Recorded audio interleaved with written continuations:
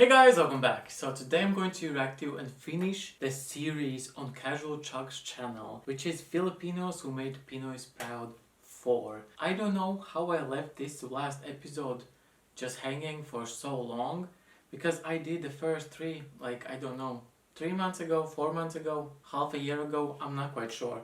But I just realized that I have not finished these episodes and I'm not sure what is left. Because I feel like I have seen quite a big spectrum of people that have made Filipinos proud, so I'm not quite sure what is still there left. But I know that every single episode I watch, it just gets emotional and I have my tears in my eyes and it's just really touching. So, and this episode is like 30 minutes long, so there must be like something, still a lot to unpack from Filipinos, amazing human beings. So yeah, I mean, grab a drink, grab a snack, because it's like 30 minutes long. Again, Chuck, thank you for making this amazing episodes. But other than that, let's get into it. More and more foreigners are moving to the Philippines, not because of the affordable cost of living, the beautiful culture, or the scenery. Men that are so fed up with Western women because we're all apparently so woke and so terrible and Western women don't want to be wives, that they are now going to other countries to find wives. Like which countries?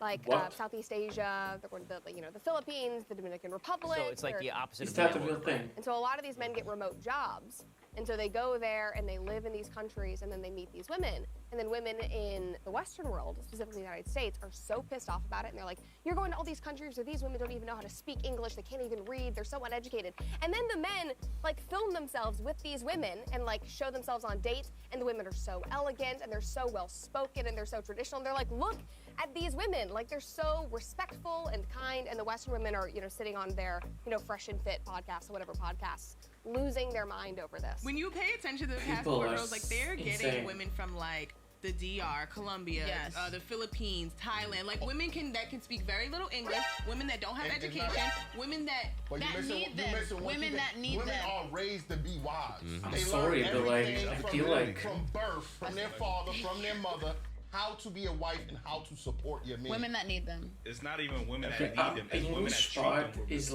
So we don't. they don't speak a lot of languages in the I live in your country and I state speak 2 about languages, English. Tagalog and English. You live here. How many do you speak? 1? You're stupid. Well, let's be nice. I mean, that's what he said, but I tried to word it in a better way. I mean, you're not wrong, but you didn't have to say it. I mean, good Lord. Do you think it is a prerequisite to speak the English language in being Miss Universe? No, of course not. A Miss Universe is just someone who communicates her thoughts effectively and is able to connect to people. And just like in music, you don't need to understand the lyric, but you can feel a feeling from what they're communicating. So why should it be any different with language?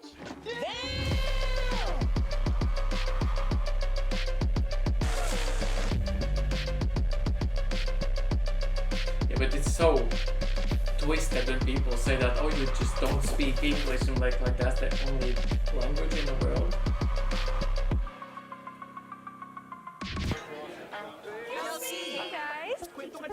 So, totoo bang may actor na nanligaw sa'yo? It's also that's so strange that people are so centered about themselves and then so angry about it. Didn't work out there. Ooh, what about the model? Nope. Long story. This is Kelsey Meritt. She was born and raised in Angeles City, Pampanga to a Filipina mother and an American soldier. A pretty good example of a passport bro. Nice. As a teenager, Kelsey always wanted to be a model. She was so passionate about it that while studying in high school, she was already auditioning for various modeling gigs. Judging by this early footage, it clearly showed that her potential was off the charts. Despite her future being so bright though, Kelsey never forgot about her education because as early as 21 years old, she would graduate from Ateneo de Manila University with a degree in communications. After finishing her studies, she went headfirst into modeling. She focused on improving her craft and strived to be the best version of herself through rigorous amounts of training. And I think it paid off. She started appearing in different magazine covers, makeup, and she's clothing really brands, beautiful. and sometimes even worked with other famous celebrities like Liza Zuberano and Bea Alonso, to name a few. And of course, even more commercials. Oh, hey girls! Working outside is so hot and sticky. And that means frizzy hair. Filipina models would have already been contented to achieve this kind of success. But in Kelsey's case, well, let's just say she wasn't just an ordinary Filipina, because right after graduating, she would make a vow to herself. And she did it in public. It must have taken her a lot of guts to do it. She was literally a dreamer. The Victoria's Secret fashion show was no joke. It was home to the most respected models in the entire world, so making it there is like reaching the promised land for any aspiring model. So in order to maximize her chances, she moved to New York and kept grinding. After just a little less than a year, she got the chance to audition for a spot in the 2018 Victoria's Secret fashion show. Okay. Here we go.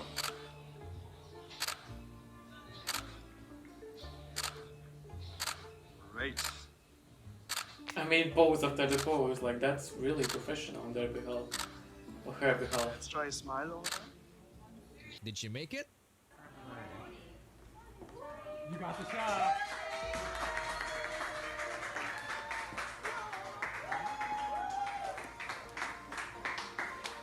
I love how here she's like a simple girl, but as soon as the camera turns on, like it is a different person.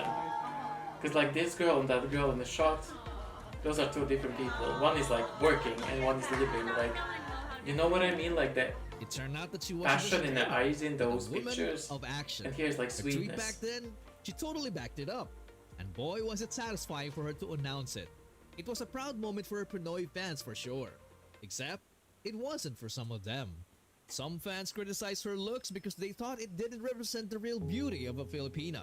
These comments were obviously heartbreaking for Kelsey, and she couldn't help but respond to them. What do you mean? In her words, I was born and raised in Pampanga, Philippines. I finished my studies in Manila before going to the US last year. As far as I'm concerned, my blood is more Pinoy than the pure-blooded ones out there who have never been in the Philippines. I love my country and I'm proud of where I came from. Why people are so nasty? I don't understand. Man, I gotta say that she handled her response so intelligently. So going back to the show, it underwent a lot of preparation. And when it was finally showtime, Kelsey Meritt did not disappoint.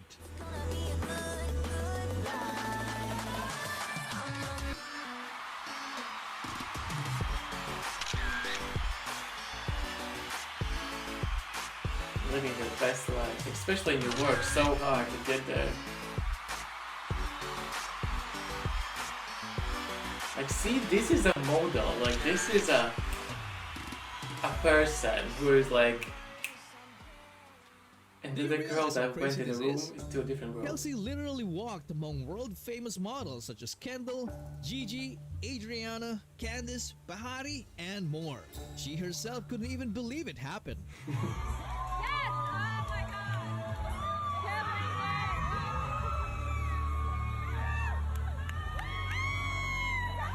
I mean, it's probably She like just made history living by a becoming dream. the first ever Filipina Well, she's to have awake. walked the Victoria's Secret fashion show. And she wasn't even done yet because after just a year, she also became the first model from the Philippines to be photographed for Sports Illustrated's annual swimsuit issue.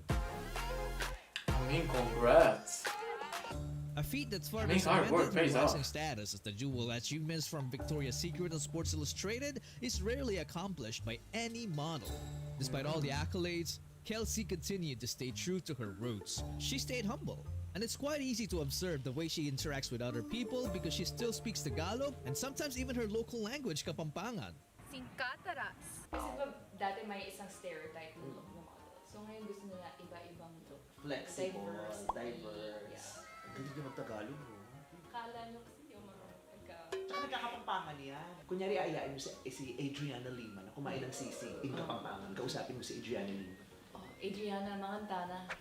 Sisig. Eat what? Ang taray.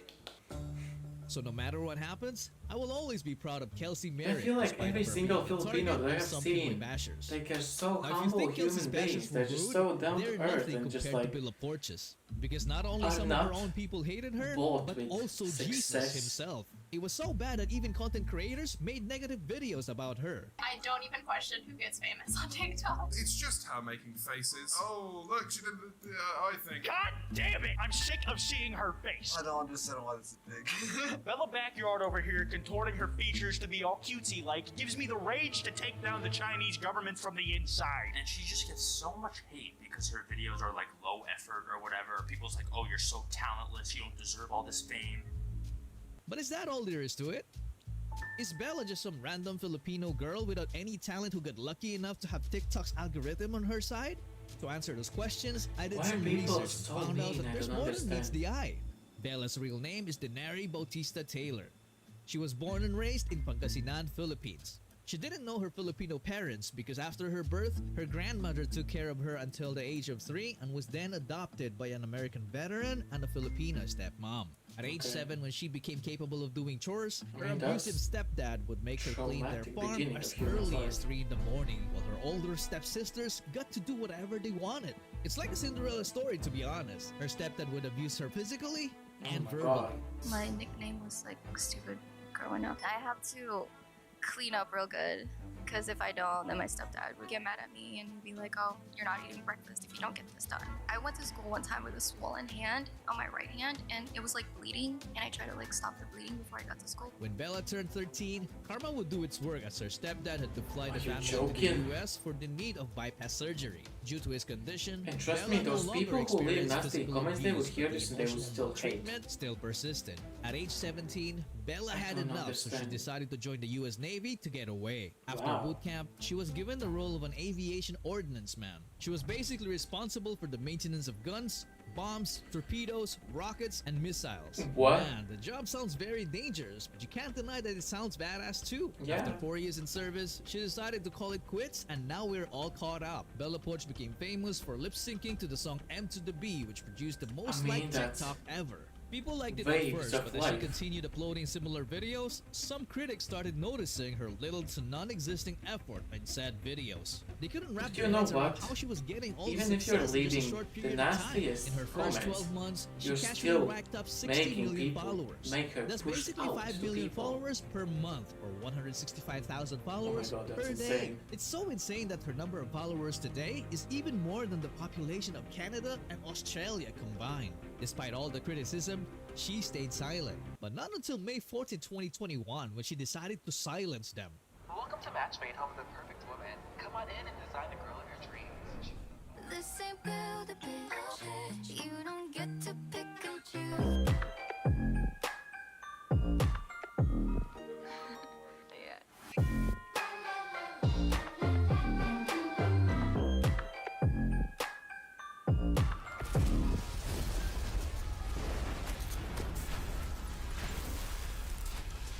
Bella's debut as an artist became the biggest music debut. To be ever honest, I in didn't YouTube know that history. she's from She then started Philippines. sharing her story through podcasts and made sure that she also showcased her talent. This ain't build a bitch. You don't get to pick and choose. Differ ass and bigger boobs. If my eyes are brown or blue.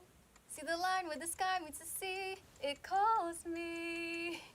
No one knows how far it goes. Seems like everybody's got a price. I wonder how they sleep at night. When the She's stuff such comes sweet first and the voice. truth comes second. Stop for a minute and smile. Nobody says it was easy. No one ever said it would be this hard. Oh, take me back to the start. At this point, I'm not even surprised anymore because you know how it is with Filipinos. We love karaoke and Bella eats it for breakfast.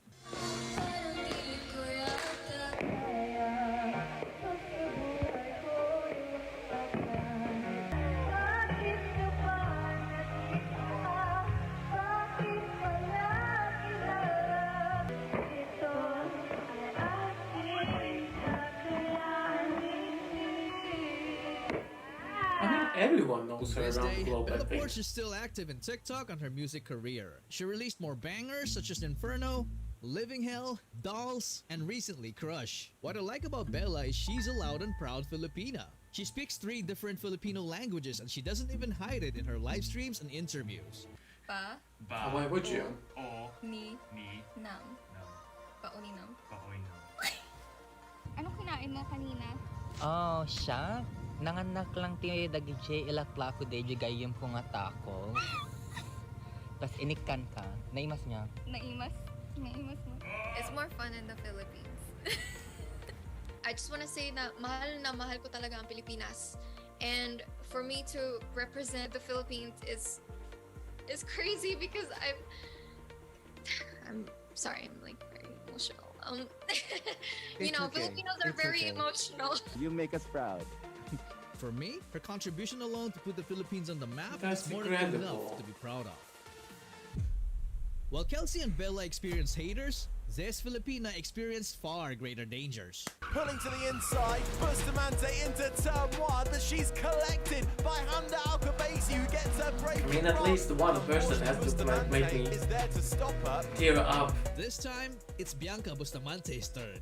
Seriously though, what is up with this Bustamante bloodline? Why do they always end up on these lists? Anyway, Bianca was born and raised in Laguna, Philippines. Ever since she was a toddler, she was pretty much exposed to the sport of racing because her dad was a kart racer. At the age of 6, she was already competing. She competed against boys most of the time and still won, so she gradually accumulated more than 100 trophies by the time she turned 17. Due to the amount of training and experience at such a very young age, she qualified to compete in the W Series, an international all-female racing championship that is known as a stepping stone to make it in Formula 1. Sadly though, Bianca didn't win, but she performed well enough to earn the spot in the Formula 1 Academy. Despite being only 18, it didn't take her very long to bag her first F1 Academy win, which happened in the very challenging racetrack in Valencia, Spain. It's a good start by Bianca Bustamante. Bianca Bustamante. Bustamante has to take a defensive line coming into turn. Bianca Bustamante runs off wide into the gravel, manages to get back onto the track though. But that allows Bula and Handa Alcabasi to close right in on her. Can Bianca Bustamante hold on? It will be Bustamante who crosses the line first to win her first F1 Academy race. The Filipino racer, Bianca Bustamante, celebrates. What a start to her F1 Academy Championship. This victory made her the very first Filipino to win an international race in a league that is directly associated with Formula 1. I mean, Filipinos are some strong-willed, hard-working people, and humble. The anthem started playing.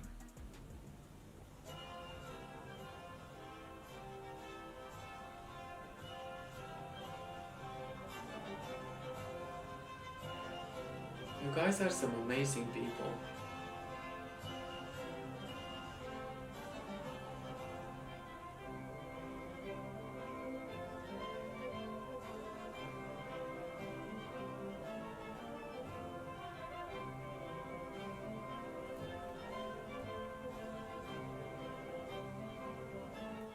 It was an amazing feeling, my first ever race win, and the national anthem was from Philippines was played in the podium, and that just got me crying. It hasn't been played for a very long time, so I'm very thankful for it.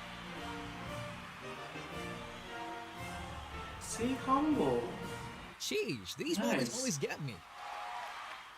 2 months later, she would bag another win in Monza, Italy, while experiencing some very dangerous crashes. As they make their way to the first braking zone of the year, and there's a huge shunt to the back. It's Chloe Grant in the ART car, upside down. It's actually Amna Alcabasi she hits in the MP Motorsport car, then Bustamante. And I think Schreiner, another innocent victim there from her teammate in front as well. That was insane. Out the back. Scary. Bianca Bustamante out in front. Disaster once again for Amda. So she just breaks a little bit too late. And unfortunately, Bustamante is there to stop her.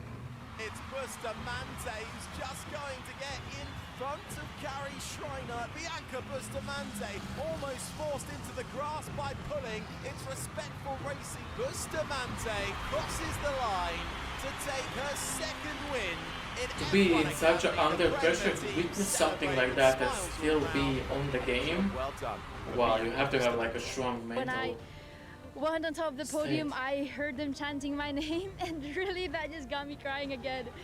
To hear the anthem played and the Italian fans cheering me on, I just felt right at home. I've always been so proud of being Filipino, and even though sa mundo ng motorsport hindi ito ganun kasikat or wala masyadong madaming Filipinong karerista, I'm still so proud of it. Jeez, this girl is really out there risking her life for her passion while representing her country. As of the making of this video, the current F1 Academy season is still ongoing, and Bianca Bustamante is currently sitting at rank number 7 out of 15 drivers. Not bad at all for a rookie. And her team Premier Racing is the second best team so far, trailing only by 21 points, so they definitely still have a chance to win it all.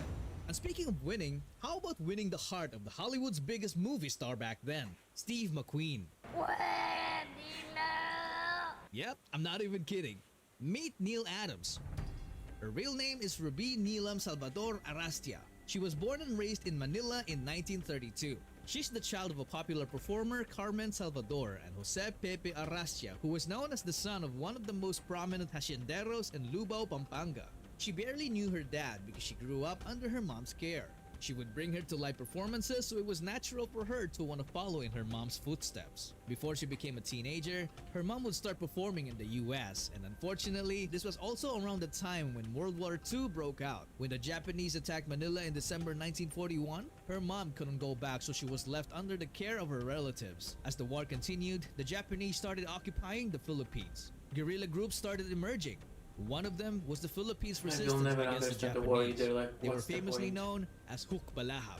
A group of peasant farmers that were originally formed to fight the Japanese but later rebelled against the government because they didn't like the terms of the alliance between the Philippines and the US. Then, the craziest thing happened. As a teenager, Neil became a spy for the resistance. The cost of lives, that's insanity.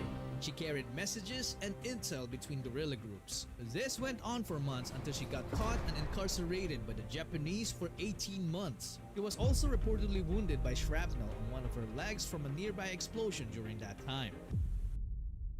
In 1948, Neil's mom finally was able to return home and immediately moved her to the US, where she would finish her studies in the art of performing at the Catherine Dunham School of Dance in New York. In 1953, she was cast as a dancer in a musical called Kismet and worked her way up to become the lead dancer of the show. Due to her ambiguous beauty and exceptional stage presence, she was offered one of the lead roles in the show called The Pajama Game. Who's that? That's Neil Adams. What does she do? What does she do? Man!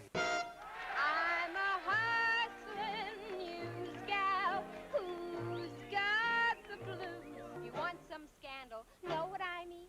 Lift up the pages and look between. One has the headlines, two's got the news. 5, 6, and 7's got the latest in sports. About Jack, if not on the front page, you find it on the back.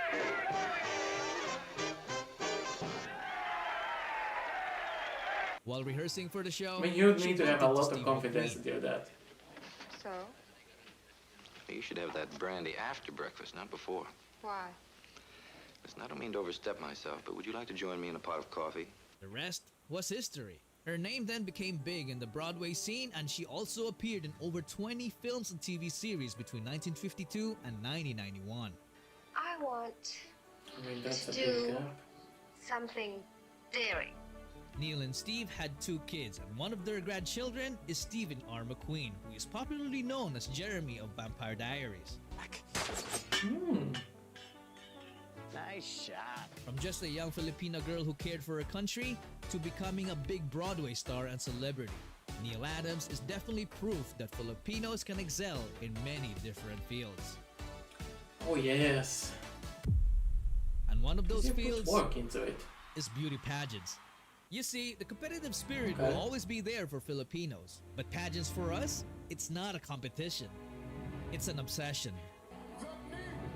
Miss Universe! Oh, you're really big on that. I did not know.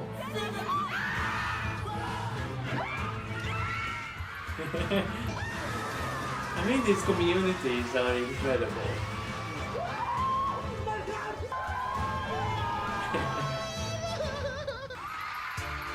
I think in this country we're in dire need of heroes.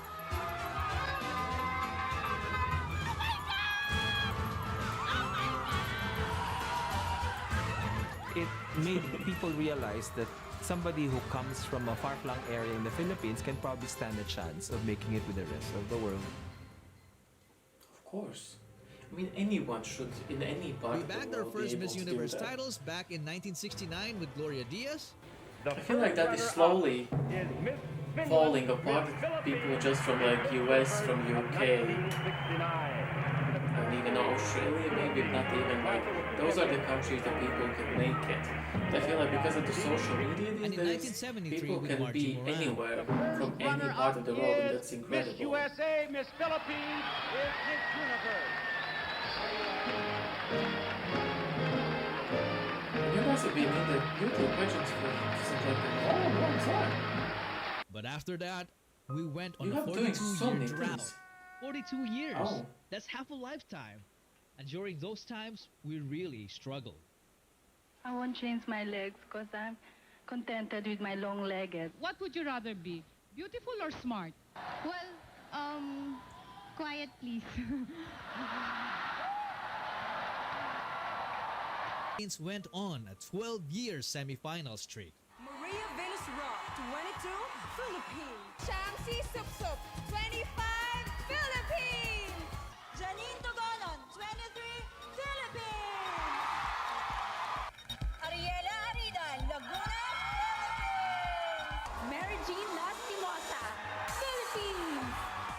Pia Alonzo Wurtzbach, Philippines. Maria Micah Maxine Medina, Philippines. Philippines.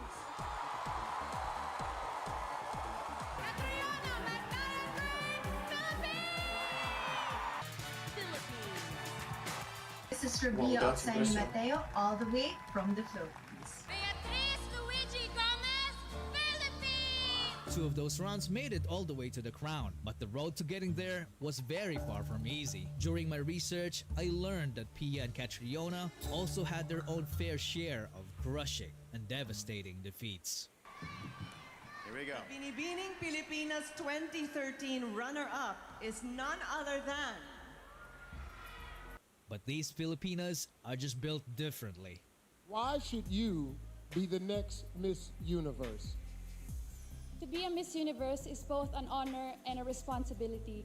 If I were to be Miss Universe, I will use my voice to influence the youth, and I would raise awareness to certain causes like HIV awareness that is timely and relevant to my country, which is the Philippines. I want to show the world, the universe rather, that I am confidently beautiful with a heart. Thank you. Miss Universe 2015 is Colombia. Again, second place. I have to apologize.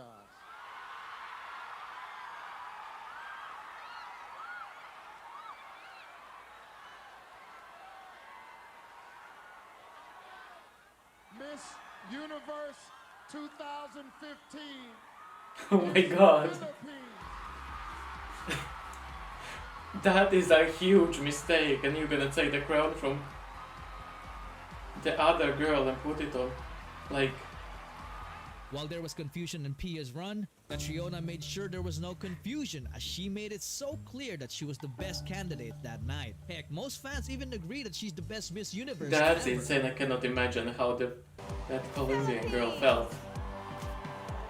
Philippines is a former martial artist who earned her black belt at 12 years old. Now You have to have such a confidence to do these things, like to put yourself out like that. through benefit concert held in the country and abroad. Philippines!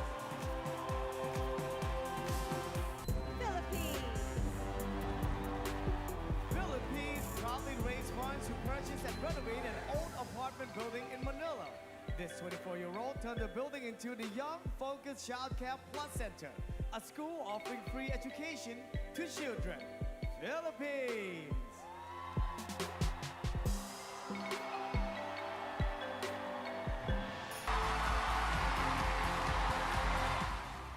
Because of their victories, the Philippines became one of the biggest beauty pageant dynasties in the entire world, with 4 titles behind USA's 9, Venezuela's 7, and Puerto Rico's 5, an achievement that we Filipinos should be proud of. Now I know that some people don't like this concept of Pinoy pride because they find it cringe or corny and all that. Well, someone has something to say about that. The Philippines is home to very beautiful natural resources, from the beaches, the mountains, but I firmly believe that the best natural resource that the Philippines has is us Filipinos. We are the true heart and soul of the Philippines, with the way we are hospitable, with the warm smiles, and we are the reason why the world keeps coming back for more. No matter where the universe takes me, I will always be proud to call the Philippines my home. And no matter what happens, I will always be proud to call myself Pinoy. That was, I mean, that is so touching every single time to hear these it's just inspirational and just heartwarming, and to see, I mean, there's always gonna be haters and pickers and just like trying to disturb something. Like, just not think about that. Like, you do you. When you will fix your life, you will understand why we are happy and supportive, you know? Because I feel like those people have some issues with themselves, so that's why they want to try to pull people down as well, to be with them, and they feel better of that, which I don't quite understand. But I love to see when they are just like, it's us, that is the thing that is making us good and happy and like just valuable. We are just like with good souls, and we are good people, and that's all that matters. It doesn't matter the beaches, the mountains, whatever, but it's what goes in here and how you share it with other people in the world. So, and there's always in these episodes like 1, 2, 3 times when you're just like, you sit there, watch it, and it's just so heart touching, and like you can feel like tears like coming through your eyes, and you're like, yeah, they did it again, because it's just the humanity that you have, the humbleness that you are carrying with yourself, and it doesn't matter how high in like success you're getting, you're still down to earth human beings with appreciation of simple things. And I love that, and the hard work ethic, and not being with huge egos or anything. So you guys, my camera's battery went out. I don't really know where I left off, but like, as I said, Filipinos are incredible, humble, hardworking human beings, and makes me emotional every time I see some of these videos, especially by Casual Chuck. So thank you, Chuck, again for creating these episodes, because they're just absolutely stunning and spreading the word around the world and letting us around the world learn more about your culture and people and success and everything in between, and just the good heart that you have. So yeah, thank you so much for watching. Leave your thoughts in the comments down below what you thought about this, if you have any other input on these types of episodes.